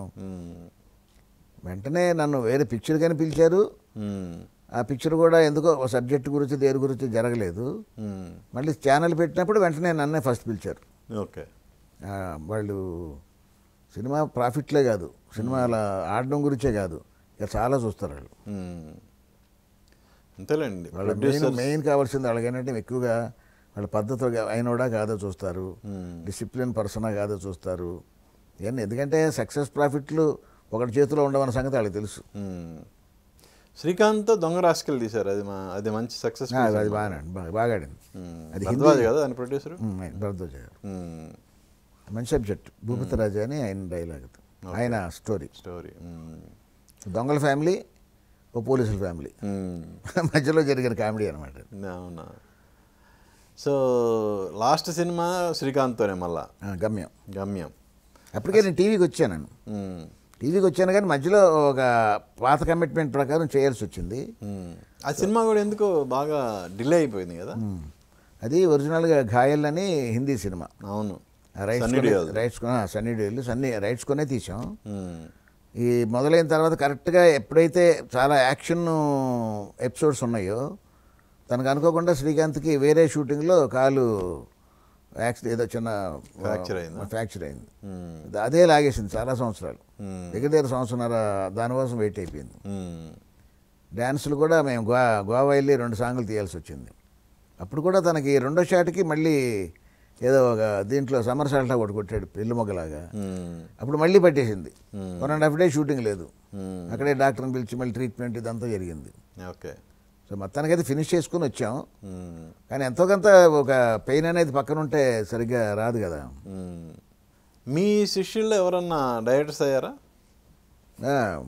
అయ్యారంటే కొంతమంది అయ్యారు. డైరెక్టర్స్ సినిమాల్లో కానీ సీరియల్స్లో చాలామంది అందరూ డైరెక్టర్ అయ్యారు. అందరూ నా అసిస్టెంట్స్ చేసిన వాళ్ళు అందరూ కూడా. ఇప్పుడు వెంకట్ అని అతను ఒక సీరియల్ అభిషేకం అనే దాన్ని చేశాడు. వాసవికాంత్ అని అతను కూడా ఏదో అన్నప్పుడు అన్నయ్య మా ఛానల్లో చేశారు. చాలామంది ఉన్నారు నా అసిస్టెంట్స్ టీవీ సీరియల్లో. సినిమాల్లో అంటే నాకు సడన్గా చెప్పలేను, కానీ అంటే కలిసి పనిచేసిన వాళ్ళు కొంతమంది నా అసిస్టెంట్స్గా కొంతమంది చేసి ఉండొచ్చు. నేను క్రాంతి గారి దగ్గర ఒక పిక్చరు అప్పటికే నేను డైరెక్టర్ అయిన తర్వాత డైరెక్టర్ అయిపోయినప్పటికీ క్రాంతి గారు సరిగెబ్బలైన ఒక సినిమా చేస్తున్నప్పుడు ఆయన కొంచెం అనిల్ ఒకసారి నాతో పాటు అవుట్డోర్ వస్తావా, కొంచెం నా పక్కన కొంచెం హెల్ప్ ఉంటే బాగుంటుంది అన్నట్టుగా అన్నాడు ఆయన. అది సర్గం అని మలయాళం రీమేక్, తెలుగులో సరిగములు అని పెట్టారు. దానికి నా 3 అసిస్టెంట్ నా దగ్గర పనిచేసిన ఆయన బ్యాచ్లో 3 అసిస్టెంట్ రాజమౌళి. అప్పటికి చిన్న కుర్రాడు 18 సంవత్సరాలు. నేను మౌళి అని పిలిచేవాడిని. అప్పుడు రాజమౌళి అప్పటికి ఇంకా రాజా అవల డైరెక్షన్లో చాలా సిన్సియర్గా ఉండేవాడు. అప్పుడే ఫుల్ హ్యాండ్ షర్ట్ వేసుకొని. సో ఆయన డైరెక్టర్ అయిన తర్వాత ఎప్పుడన్నా కలిసారా? అప్పుడే 1-2 సార్లు కలిసాను. ఇంత పెద్ద డైరెక్టర్ అయిన తర్వాత కలవల. నేను కూడా ఎక్కువ ఆ సినిమాలు మిస్ అవ్వడం నాకు చాలా ఇష్టం. తేకింటి అని కానీ మనిషి కూడా అప్పుడే చాలా సాఫ్ట్గా ఉండేవాడు, చాలా స్పీడ్గా ఉండేవాడు మనిషి. ఓకే. తర్వాత ఇంకొక అసిస్టెంట్ అందులోనే తన అసిస్టెంట్ ఇప్పుడు కూడా పనిచేస్తున్నాడు, కోటి. డైరెక్టర్ అంటే అదే త్రికోటి అని అతను కూడా ఉన్నాడు అప్పుడు. ఓకే. ఇప్పుడు 13 సినిమాలు చేశారు. బ్లాక్ బస్టర్ హిట్ అనేది లేదు కదా? లేదు. ఎప్పుడన్నా అరే ఇది మనం ఎందుకు బ్లాక్ బస్టర్ కొట్టలేకపోయాం, ఇన్ని సినిమాలు చేసాం, సక్సెస్ అయితే సాధించాం కానీ బ్లాక్ బస్టర్ కొట్టలేదు అని ఎప్పుడన్నా అనుకున్నారా? అక్కడ కొట్టుంటే ఇప్పుడు ఈ అవార్డు వచ్చేది కాదు. ఈ అవార్డు అనే కాదులే, 30 ఏళ్ళలో 8 సీరియల్ చేసి 8 మంచి హిట్టే కదా చెప్తున్నా. అంటే టీవీ ఇండస్ట్రీలో సాధించిన సక్సెస్ సినిమా ఇండస్ట్రీలో సాధించలేకపోయారు కదా. నిజమే, అది ఖచ్చితంగా ఒప్పుకోవాలి. అంటే చెప్తున్నాను కదా, ఇది నాకు ఆ సబ్జెక్ట్స్ అది ఆ కమర్షియల్ ఆ వేవ్స్ నాకు సరిగ్గా పట్టుండవు. నేను కమర్షియల్ సినిమాలు కో డైరెక్టర్గా పనిచేశాను. మంచి వదనారెడ్డి గారు కమర్షియల్ డైరెక్టర్ కదా, ఆయన దగ్గర వర్క్ చేశాను. సత్యానంద్ గారు కమర్షియల్ రైటరే. వీళ్ళందరి దగ్గర పనిచేసి కూడా ఎక్కడో సంభవం నాకు అది వంట పట్ల ఏమో మరి అది కరెక్ట్గా కలిసి రావడం అంటారు కదా. నేను ఇప్పుడు బాధపడలా. నాకేంటంటే పని నేర్పించింది సినిమా ఫీల్డ్, పని ఇచ్చింది టీవీ ఫీల్డ్. ఓకే. 40 years అవుతుంది కదా ఇండస్ట్రీకి వచ్చి? 50 years అయిందా? ఇప్పుడు ఈ సంవత్సరానికి 50. 74లో వెళ్ళాను. ఓకే. 84లో డైరెక్టర్ అయ్యారు కదా? 84లో డైరెక్టర్ అయ్యి 94లో సీరియల్ వచ్చి టీవీ సీరియల్. ఏంటి ఇన్నేళ్ళ ఈ కెరీర్లో మీరు సంపాదించింది ఏంటి, పోగొట్టుకుంది ఏంటి? నేనేం పోగొట్టుకోవాల. నేను ఎప్పుడు సినిమాల్లో స్థిరపడిపోయానే అని కూడా నేను ఎప్పుడు బాధపడలే. ఎందుకంటే మంచి వర్క్ నేర్చుకున్నానుగా, నాకు ఆ పెట్టుబడి చాలు. సీరియల్లో హ్యాపీగా ఎన్ని సంవత్సరాలైనా బతికేయగలను. ఎందుకంటే నాకు ఇక్కడ హిట్లు ఇచ్చారని కాదు, కొంచెం అభిమానించే మనుషులు ఉన్నారు ముందు.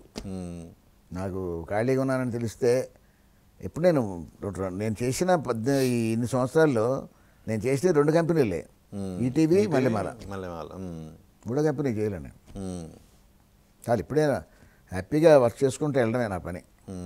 కథలు తయారు చేసుకోవడం, నెక్స్ట్కి ఇప్పుడు తీస్తున్నాగా నెక్స్ట్ కథలు మళ్ళీ తయారు చేసుకోవడం. అంటే ప్రజెంట్ సిచ్యుయేషన్స్ తగ్గట్టుగా కథలు తయారు చేసుకుంటాను. ఓకే. అంటే మెయిన్ ఫ్యామిలీ సబ్జెక్ట్స్ నాకు పెట్టుబడి. సో ఈ జర్నీలో మీ ఫ్యామిలీ సపోర్ట్ ఏంటి? ఫ్యామిలీ సపోర్ట్ లేకపోతే అసలు నేను అసలు చేయలేవాడిని. ఎవరైనా సరే డైలీ సీరియల్ రెగ్యులర్గా తీసేవాడికి ఫ్యామిలీ సపోర్ట్ డెఫినెట్గా ఉండాలి. ఎందుకంటే ఎంత 24 గంటలు షూటింగ్లో ఉంటాము, లేకపోతే ఆఫీసులో స్క్రిప్ట్ వర్క్ చేసుకుంటూ ఉంటాం, ఇంట్లో కూర్చున్నా కూడా రాసుకుంటూ ఉంటాం. సో కొన్ని ఇటుకి ఫ్యామిలీలో కలిసి బయటికి వెళ్ళడమో సినిమాలకు వెళ్ళడమో ఇది ఉంటాయి కదా, అటువంటి ఏం జరగవు. అసలు ఆ సైడ్ మనసు వెళ్దా నాకు. మెయిన్ ఏంటంటే పొద్దునకి సీన్లు ఇవ్వాలో, లేకపోతే పొద్దునకి కంటెంట్ ఇవ్వాలో, లేకపోతే పొద్దునకి ఎవరికైనా స్టోరీ చెప్పాలో, ఛానల్లో చెప్పాలో, శ్యామ్ గారికి చెప్పాలో, ఇట్లా ఉంటాయి కదా మాకు. సో ఆ దాని మీద ఉంటాం అనమాట. ఇప్పుడు మీ ఇంట్లో మీ సీరియల్స్ చూస్తారా? ఖచ్చితంగా. నా మొదటి ప్రేక్షకురాలు మా ఆవిడే. అవునా? ఓకే. కథ తయారు చేయగానే ముందు మా ఆవిడకి చెప్తా. ఏంటి ఆవిడ బాగా నచ్చిన సీరియల్ ఏది? నేను తీసిన అన్నీ చూస్తే నేను చేసిన అన్నీ అని చెప్పాకండి, బాగోదు కాదు. మీ సీరియల్స్లో బాగా నేను చెప్పింది నాకు కాదు, మా ఆవిడకి నచ్చాను. మీ ఆవిడకేనండి అన్ని సీరియల్స్ నచ్చితే అండి, మీరు చేసే ప్రతి పని నచ్చాలి కదా, అట్లా కాదు కదా. ది బెస్ట్ అని ఏ సీరియల్కి చెప్పారు? విధి బాగా నచ్చుద్ది. విధి నుంచే తను సీరియల్ అంటే అంతరంగాలప్పటికీ అది వీక్లీ కదా. సో అప్పుడు మేము అటు ఇటుగా సగం రోజులు మెడ్రాస్లో ఉన్నాను, కొన్ని రోజులేమో ఇక్కడ వచ్చాను కదా అక్కడికి. అప్పుడు దాని కాదు కానీ విధి నుంచి మనం తను చూడడం మొదలుపెట్టింది. అప్పుడు రాత్రి 10 గంటలకు వచ్చేది విధి. ఓకే. ఈ తర్వాత నుంచి ఇక అన్ని 7:30 నుంచి స్టార్ట్ అయినాయి. తర్వాత నుంచి అన్ని సీరియల్స్ ఖచ్చితంగా చూసేది. పిల్లలు కొంచెం చదువుల గురించి అటు ఇటు వెళ్ళారు కానీ మిసెస్ మాత్రం ఖచ్చితంగా చూసేది. పిల్లలు ఏంటి? పిల్లలు బాబు పాప. బాబు బీటెక్ చేశాడు, ప్లస్ గ్రాఫిక్స్ కంప్యూటర్ గ్రాఫిక్స్ చేశాడు. ఒక 5 సంవత్సరాలు ప్రసాద్ ఈఎఫ్ఎక్స్లో పనిచేశాడు. ఓకే. ఆ మెడ్రాస్లో. తర్వాత ఇప్పుడు ఆడు బిజినెస్ అది చేసుకుంటున్నాడు. ఓకే. ఫ్రెండ్స్తో కలిసి. క్రికెట్ ప్లేయర్ ఆడు. సో వాళ్ళ కొంతమంది క్రికెట్ ప్లేయర్స్ అందరూ కలిపి ఒక కంపెనీ పెట్టుకున్నారు. ఓకే. ఓకే. పాప ఎంఎస్సి ఎంఫిల్ బీఈడి టీచర్. తను ఒక తత్వ గ్లోబల్ స్కూల్ అని అందులో టీచర్గా పనిచేస్తుంది. వాళ్ళ పిల్లలు 2 పిల్లలు, నా అబ్బాయికి ఒక బాబు. సో మీ వారసులు ఎవరు ఇండస్ట్రీలోకి రాలా? వచ్చేవాడే కానీ ఎందుకో మళ్ళీ డైవర్ట్ అయిపోయాడు. గ్రాఫిక్స్ వరకు వెళ్ళాడు. నేనన్నా ఇంట్రెస్ట్ ఉంటే చెప్పరా, నేను ఎవరినన్నా మంచి ఇంకా నాకన్నా మంచి డైరెక్టర్ని పెడతానని చెప్పా. అంటే అది మన పిల్లలు కదా మన దగ్గరే పనిచేయడానికి పెట్టుకోకూడదు. మీరు ఆర్టిస్ట్ కావాలని ఇండస్ట్రీకి వచ్చారు కదా, మీరు సక్సెస్ఫుల్ డైరెక్టర్ అయిన తర్వాత మీలో ఉన్న నటనాభిలాషని మీ పిల్లలు ఏమన్నా వ్యక్తం చేశారా? రాలే. మా పాప అయితే అసలు మొత్తం చదువు మీదే ఉండేది ఎప్పుడు చూసినా. ఓకే. వీడన్నా వస్తాడేమో అనుకున్నాను కానీ రాలే. కొంతమంది ట్రైనింగ్ లాగా ఏమైనా తీసుకుంటావా పోనీ, లేకపోతే ఎవరి దగ్గర పోనీ డైరెక్షన్ డిపార్ట్మెంట్ అన్నా ఎవరి దగ్గర పెడతానరా, మణిరత్నం దగ్గర పెడతానని చెప్పా. కానీ తను తమిళ్ మీడియం మెడ్రాస్లో, అక్కడే పుట్టి పెరిగారు పిల్లలిద్దరు. సో ఇద్దరు కూడా కొంచెం తమిళ్లో బాగా టచ్ ఉంది. సో అక్కడ పెట్టారంటే సుహాసిని గారితో నేను వర్క్ చేశాను.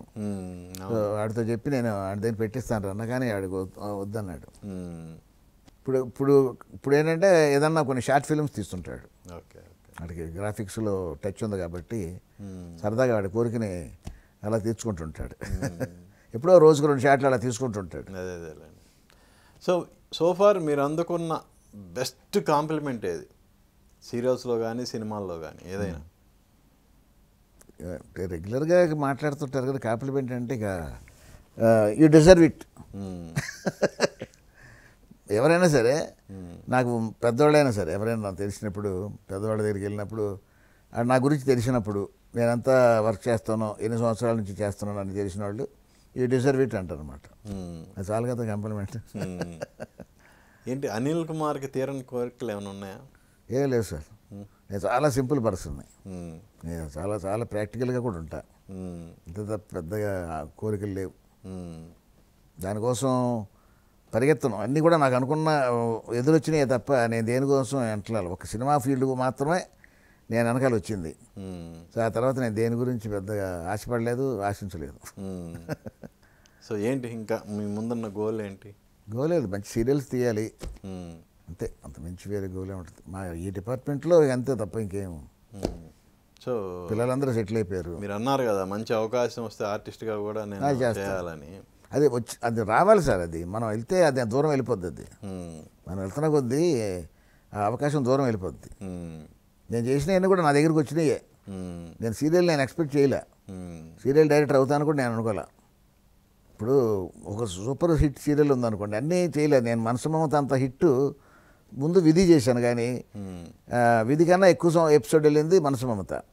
ఇది అనుకోకుండా ఒక సబ్జెక్టు కొన్ని పట్టుకుంటాయి అలాగ, అంతే అంటున్నాను నేను. ఓకే, కొన్ని సేమ్ స్టోరీనే మనం ఇంకోసారి చేయలేం. సో ఇప్పుడు చేసింది ఇంత హిట్ అవుద్ది అన్నది కూడా ఆ జనం దాని మీద ఒక క్రేజ్ సంపాదించుకోవడానికి కూడా కొన్ని కారణాలు ఉంటాయి. ఓకే, ఆడియన్స్కి ఏదో కొన్ని పాయింట్స్ నచ్చుతాయి. మనం అది నచ్చుద్ది అన్నట్టుగా మనం పెట్టలేం. నచ్చుద్ది అని పెట్టింది కూడా నచ్చపోవచ్చు. ఓకే, అలా ఉంటాయి కొన్నిసార్లు. అంటే ఇవాళ మొత్తం గ్లోబలైజేషన్ అయిపోయింది. ఏదైనా పాన్ ఇండియా సినిమాలు అనేవి పాన్ ఇండియా అయిపోయినాయి. ఈవెన్ సీరియల్స్లో కూడా అలాగే వస్తున్నాయి. ఇప్పుడు తమిళ్లో చేసిన సీరియల్ ఇక్కడ డబ్ చేసి ఎట్ ఎ టైం చేస్తున్నారు కదా. అలా మీకు మీ ఫ్యూచర్లో చేయబోయే ఏమన్నా భాషలకు అతీతంగా చేయాలనే ఆలోచన ఏమన్నా ఉందా? లేదు, తెలుగే. నాకు అవకాశాలు వచ్చినా కూడా నేను వెళ్ళలేదు. అంటే మన తెలుగు నేటివిటీ సబ్జెక్ట్స్, ఇప్పుడు తమిళ్ తెలుగు ఇవన్నీ కూడా ఒకే నేటివిటీ ఉంటాయి దగ్గర దగ్గర. తమిళ్ కథలు తీసుకుంటున్నారు, తమిళ్ డబ్బింగ్లు చేస్తుంటారు. సీరియల్గా ఏమి ఉండవు, కానీ పిన్ని తమిళ్ అయినా కూడా తెలుగులో సూపర్ హిట్ అయింది కదా. అంటే ఇప్పుడు సీరియల్స్ ఎలా ఎపిసోడ్లు వారిగాను, ఇప్పుడు వెబ్ సిరీస్ కూడా అంతే కదా. అవును, అంటే నేను ఓటీటీ వచ్చిన తర్వాత, ఇప్పుడు కరోనా తర్వాత ఓటీటీ అనేది ప్రతి ఇంట్లో కామన్ అయిపోయింది. సో అలా ఏమైనా వెబ్ సిరీస్, వెబ్ ఫిలిమ్స్ ఏమైనా ఆలోచన ఉందా? ఎలా? అంటే నాకు కంటిన్యూగా ఒక 16 సంవత్సరాల నుంచి నేను శ్యామ్ గారి కంపెనీలో పనిచేస్తాను మళ్ళీ. ఇంతవరకు ఒక నెల కూడా, ఒక 4 వారం కూడా గ్యాప్ రాలే నాకు. అంటే దానికి ఇంకో ప్రాజెక్టు పనిచేస్తున్న ప్రాజెక్ట్ వదిలేసి ఇంకా దానికి వెళ్ళాలంటే మన కమిట్మెంట్ అనేది ఇంపార్టెంట్ కదా మనకి. డైలీ సీరియల్ అనేది ఒక కమిట్మెంట్తో కూడిన పని. ఆర్టిస్ట్ కానీ టెక్నీషియన్ కానీ చేస్తున్నదాన్ని వదిలేసి మనం పక్కకి వెళ్ళకూడదు. అంటే దీన్ని మనం తక్కువ చేసినట్టు ఉంటుంది. ఆ కమిట్మెంటే మనల్ని కాపాడేది. ఎందుకంటే వీడు ఏదైనా వస్తే మంచి అవకాశం వస్తే పారిపోతాడు అనే బ్యాడ్ నేమ్ రాకూడదు. నేను ఆర్టిస్ట్ కూడా చెప్తాను, ఎప్పుడన్నా డేట్లు లేవండి అని అంటుంటే చెప్తాను అన్నమాట. ఎప్పుడైనా సరే కమిట్మెంట్ ప్రకారం చేయండి. ఈ డేట్ ఇచ్చారంటే ఆ డేట్ ప్రకారం ఖచ్చితంగా పొద్దున్న వచ్చేయాలి.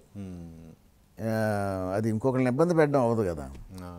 సో నేను ఇప్పుడు ఈ స్టోరీ అన్నీ నేను చూస్తుంటాను. ఇది చేసేటప్పుడు మళ్ళీ నాకేదో అది ఎప్పుడో వచ్చేది ఉండవు కదా మాకు రెగ్యులర్గా. వెబ్ సిరీస్ వచ్చిందంటే నేను వెంటనే పరిగెత్తుకుంటా అవకాశం వచ్చింది కదా అని వెళ్ళిపోతే ఈ రోజు అన్నం పెట్టింది ఇది ఎత్తుకుంటాను కాదు. ఇప్పుడున్న కమిట్మెంట్ అయిపోగానే చేయొచ్చు కదా. అదే కమిట్మెంట్ అవ్వదు, అది అవదా, తరతరాలు వెళ్తుంటుంది. ఓకే, మాకు ఏంటంటే ఒక అండర్స్టాండింగ్ ఉంటుంది సార్, ఒక ప్రొడ్యూసర్కి డైరెక్టర్కి ఆ కంపెనీతో వాళ్ళకి అండర్స్టాండింగ్ ఉంటే మాకేంటంటే అది మా స్వతంత్రంగా మన ఇంట్లో మనం పనిచేసినట్టు ఉంటుంది అన్నమాట. సో అలాంటివి మనకి ఇంపార్టెంట్ నాకు. So never ending story. So ఈ ప్రాసెస్లో మీరు ఎప్పుడన్నా బెటర్ ఎక్స్పీరియన్స్ ఏమైనా ఫేస్ చేశారా? బెటర్ ఎక్స్పీరియన్స్ అంటే చేదు అనుభవాలు. చేదు అనుభవాలు వర్క్లో ఉండే పెద్ద చేదు అనుభవాలుగా తీసుకోకూడదు. అది వర్క్ అంటే ఒకసారి అదే అంటున్నాను కదా, సినిమాలు అంటే హిట్ అయిద్దని చూస్తాం, ఆ తర్వాత అది ఫ్లాప్ అయింది అనుకోండి, అది చేదు అనుభవాలే. సినిమాలో ఉన్న చేదు అనుభవాలు తప్ప, సినిమాలో హిట్ ఫ్లాపులు తప్ప ఇంక వేరే చేదు అనుభవాలు నాకు ఎప్పుడు జరగల. అది సీరియల్లో కూడా ఎప్పుడు జరగల. చిన్న చిన్నవి మామూలుగా రెగ్యులర్ షూటింగ్లు జరిగేటప్పుడు లేకపోతే అవి తప్ప, అవి పెద్ద గుర్తుపెట్టుకుంటే మనం పని చేయలేం. అంత ఇబ్బంది పడిపోయే సిచ్యువేషన్స్ ఎప్పుడు రాలే నాకు. Good good. ఇప్పుడు ప్రజెంట్ 2 సీరియల్స్ నడుస్తున్నాయా? అవును సార్, రంగుల రాట్నం అండ్ వసంత కోకిల. ఓకే, ఎన్ని ఎపిసోడ్లు అయినాయి? రంగుల రాట్నం దగ్గర దగ్గర నెక్స్ట్ మంత్కి 1000 అవుద్ది. 1000? 3 ఏళ్ళు అయింది. అంటే ఇక 1000 అనేది కామన్ అనమాట. ఈ వసంత కోకిల కొంచెం మొన్నే స్టార్ట్ అయింది, జూలైలో స్టార్ట్ అయింది, జూలై ఆగస్టులో స్టార్ట్ అయింది. సో దానికి ఇంకొక 2 ఏళ్ళు టైం ఉందట. అయితే మధ్యాహ్నం కన్నా రాత్రిది కొంచెం ఈజీగా ఉంటాయి మాకు ఎప్పుడు కూడా. అంటే ట్రాక్స్ ఎక్కువ ఉంటాయి మాకు. ఓకే, సో ఈజీగా వెళ్ళిపోద్ది మాకు. సో మీ మనసు మమత ఎలాగా ఇండియన్ బుక్ ఆఫ్ రికార్డ్స్లోకి ఎక్కిందో అలాగే ఇప్పుడు మీరు తీయబోయే సీరియల్స్ అన్నీ కూడా అలాగే 1000 అనేది కామన్ అయిపోవాలని మనస్ఫూర్తిగా కోరుకుంటూ, వీలైతే మళ్ళా ఎప్పుడన్నా మీరు కోరుకున్నట్టు మీలో ఉన్న ఆర్టిస్ట్కి తగ్గ క్యారెక్టర్ లభించాలని మనస్ఫూర్తిగా కోరుకుంటున్నాం. Wish all the best. Thank you sir. మీ నోటి చల్లవ వల్ల నాకు ఒక మంచి క్యారెక్టర్ వస్తే వేసి పెట్టి మీరే డైరెక్టర్ అండి, మీకు వచ్చేయండి. నాది మనం చేసుకోకూడదు ఎప్పుడు. అది అదర్ డైరెక్టర్తో మనతో చేయిస్తేనే అది ఒక అందం, అదొక స్టామినా. సరే, ఇంటర్వ్యూ చూసిన తర్వాత ఎవరైనా మీలో మంచి ఆర్టిస్ట్ని చూసి ఎవరన్నా ఛాన్స్ ఇచ్చే అవకాశం ఇప్పుడు సినిమా ఫీల్డ్లో నా అసిస్టెంట్స్ చాలామంది ఉన్నారు. నా దగ్గర పని చేసిన వాడు కానీ వాళ్ళు కానీ తెలిసిన వాడు కో డైరెక్టర్లు అలా ఉన్నారు. వాడితో ఎవరు చెప్పినా క్యారెక్టర్ ఇస్తారు. కానీ ఏదో ఒక కమిట్మెంట్ ఉంటాయి కదా. నేను మీరు అడగలేదు కాబట్టి వాళ్ళు ఆ ఛాన్స్ సరిగ్గా నాకు షూటింగ్ ఉన్నప్పుడు వాళ్ళు వేషం పెట్టారు అనుకోండి. నీకు ఇప్పుడు వేషాలు అవసరమా అంటారు నన్ను. Okay, anyway wish all the best sir. Thank you sir. Thank you sir. చూశారు కదా మన అనిల్ కుమార్ గారితో మన స్పెషల్ చిట్ చాట్. మళ్ళీ మరో గెస్ట్తో మీ ముందుకు వస్తాను. మీ ఎన్ఎస్ఆర్ సైనింగ్ ఆఫ్.